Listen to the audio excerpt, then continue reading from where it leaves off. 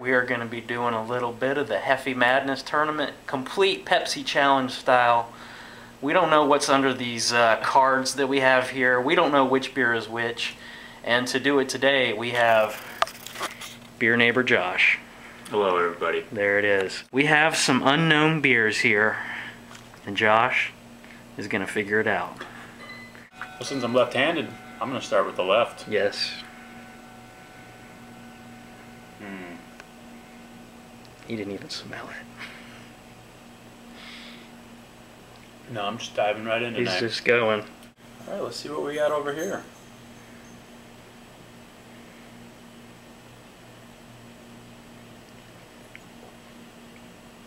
Ooh. Ooh. Ooh. Decisively different. It's going to be a long night.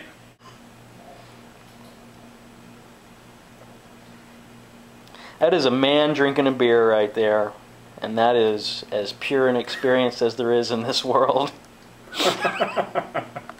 We just had some great banter that we just missed because I forgot to hit the button, so imagine that we just said some really awesome stuff. Fantastic one-liners. Yeah, and that's exactly where you'd be. Punchline, we'll just roll to the punchline, banana hammock.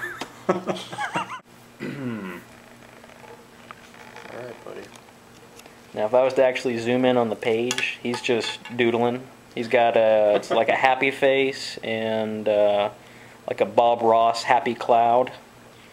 Happy little cloud, sorry. Happy little cloud. As well as the barbed wire tattoo that I'm planning on getting later. Absolutely. And again, we got the swirly swirl, Vaynerchuk style. Josh doesn't know what a Vaynerchuk is, but he assumes that it is awesome. And it is. I did get a little nutty on that one. A little nutty flavor there. Wow. Yeah. That's what she said.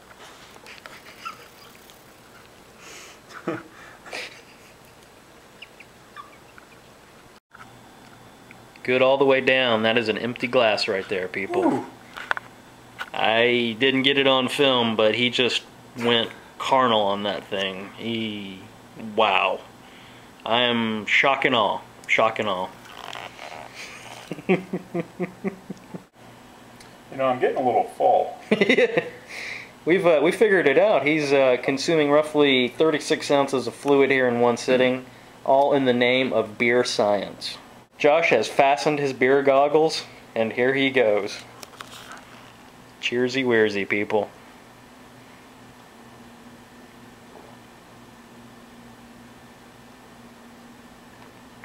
He just got jiggy with that Hefe. I think I am full to the back of my throat. All right. Do you have a winner? In my mind, it's definitely the left. The left. My left. Josh's left. You're right. Flip the card, Josh. Flip the card. It is the Paulaner for the win over his competitor, the Weihenstephaner. We have a number 4 seed upset. Oh, wow. A number 1 seed. Anything you'd like to say before jumping right in, sir? Prost. We start with the right because, unlike my southpawed friend, I am not southpawed. Do love the Hefe, not gonna lie.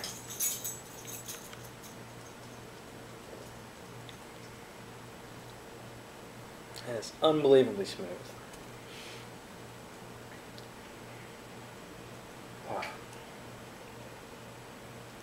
Wow, folks, I'm a little bit astonished, to tell you the truth. That was a double drink on the first, right out of the gate. Nay, he says, but a third. That's only been attempted once or twice in the history of the world. I like what's happening in my mouth right now. All right, I think John is about ready to take his initial shot at the challenger in the blind taste test. He was I have no idea what I'm drinking here. He enjoyed the first beer of the evening. Let's see how beer number 2 treats him. Flavors in this one are a little bit more prominent. Not quite as subdued as the other one.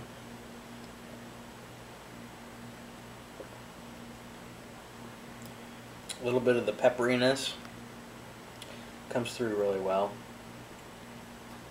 Love the body clarity, the haze here. It's fantastic. A little bit of cloudiness. John has just admitted to the studio audience that he is extremely confused. I don't know exactly what that means, other than it means he's confused.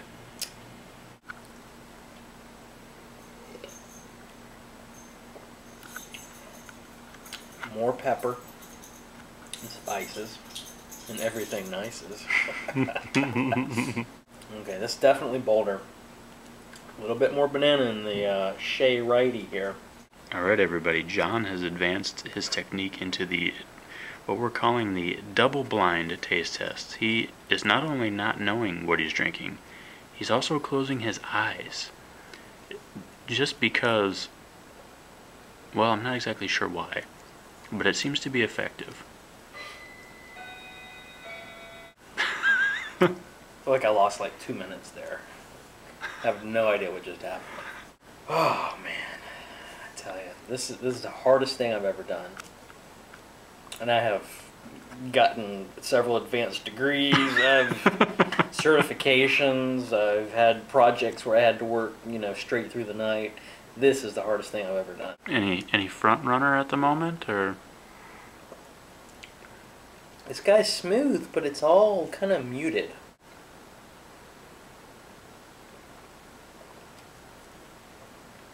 I think I'm enjoying old Lefty here just a little bit more. There it is, folks. You can see how intense this competition has gotten. I'd say just a little bit thicker. Maybe a little buttery.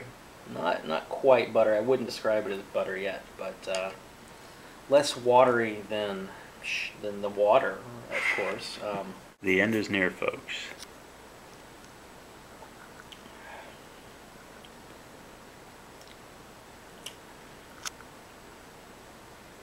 And there you have it.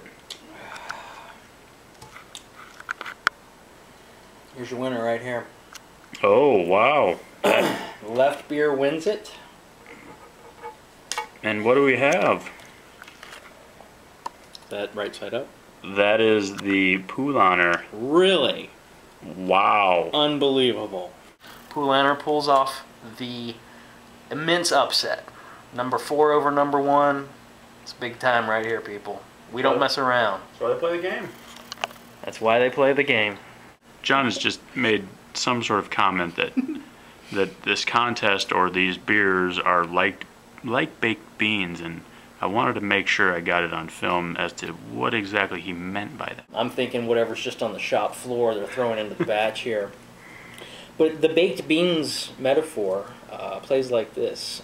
You can judge a really good barbecue restaurant by its baked beans, because a lot of them just give you a straight baked beans, but some of them, the really, really good ones, they'll throw like little rat claws and like cat's tails and things like that in it. And you get that really textured baked bean where you're eating it and you're like, I don't know what I just chewed and swallowed here, but I'm going to assume that it's FDA approved. That's what we're talking about right here. And I don't know how I can make it any more clear than that.